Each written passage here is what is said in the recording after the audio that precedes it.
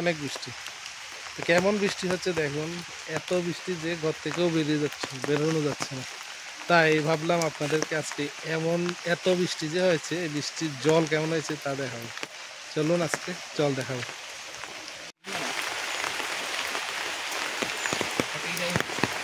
একদিনের বৃষ্টিতে কি অবস্থা! রাত থেকে মুষলধারে বৃষ্টি হচ্ছে, তার জন্যই খুব জল বেড়ে গেছে। যেহেতু বেশি বৃষ্টি হয়েছে খুব কম সময়ের মধ্যে, তার নিচু জায়গাগুলি দেখেন একদম জলে ভর্তি হয়ে গেছে। এর মানে হচ্ছে এদিকে আমাদের একটু গেলেই আমাদের যে কাঁটা তারের বেড়া রয়েছে, তো এখানে কাঁটা তারের বেড়ার জন্য তো এখানে একটা বাঁধের মতোই নির্মাণ করা হয়েছে। দুইটি কালভার্ট আছে, কালভার্টগুলি প্রত্যেক বছরই জল যেতে একটু অসুবিধা হয়, তার জন্য সঙ্গে সঙ্গে জল সব বেশি বৃষ্টি হলে নামে না, তার জন্য জল ফুলে যায়।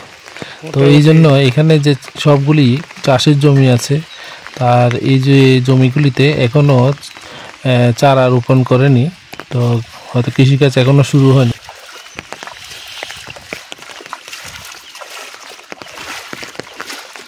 এখানেও একটা রয়েছে পুকুর। পুকুরটা দেখুন মোটামুটি একদম চারিদিকেই, মোটামুটি 3 দিকেই একদম জলে ভর্তি হয়ে গেছে। পার আর দেখা যাবে না, কিছুক্ষণ পরে পার আর দেখাই যাবে না। আমরা যে রাস্তা দিয়ে হেঁটে এসেছি, এই রাস্তাটা এই দিক দিয়ে চলে গেছে, আর এই রাস্তাটা এখন দেখাই যাচ্ছে না, পুরোপুরি জলের নিচে। তো এমনই হয়, প্রত্যেক বছরই এরকম আমরা জল দেখতে পাই। খুব ভালো লাগে বৃষ্টি হওয়ার পরে এই জলের দৃশ্যটা। তো এখন তো সময়ের বৃষ্টি, তা এই বৃষ্টিতে কোনো কারোর অসুবিধা হওয়ার কথা না। শুধুমাত্রই যাদের পুকুরগুলি ডুবে গেছে তাদের অসুবিধা হবে, কারণ তারা মাছ চাষ করে। এবার এদিকে অনেকগুলি পুকুর আছে একসঙ্গে। পুকুরগুলিও দেখুন কিভাবে এখন যে জল বেড়েছে তার কারণে পুকুরগুলি আস্তে আস্তে ডুবে যাচ্ছে। এই যে ডুবে যাচ্ছে, দেখছেন? দেখুন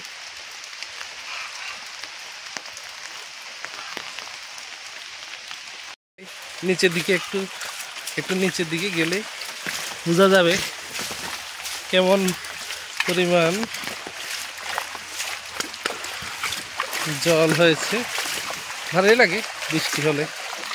বর্ষা সিজন, বৃষ্টি হবে না, তাই কিভাবে হবে?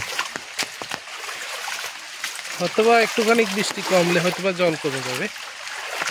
এই যে এই পুকুরটাও এখান দিয়ে ভেঙে গেল, ব্যাস সব জল বেরিয়ে গেছে।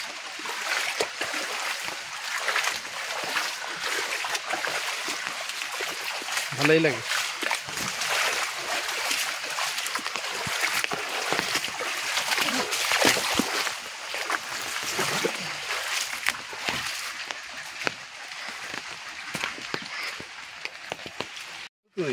উঠেননি নিচের দিকে, ওইদিকে পুরা মোটামুটি হ্যাঁ জলাইব। হ্যাঁ এই দেখছেন ওই কই নিচের দিকে বোকাটার দিকে জল এখন একটু বাড়ছে। এই যে ডুবে গেল। আজ কালকে রাত থেকে বৃষ্টি হওয়ার যে এত বৃষ্টি হয়েছে, যে বৃষ্টির পরিমাণটা কেমন ছিল জল দেখে বুঝতে পারছেন।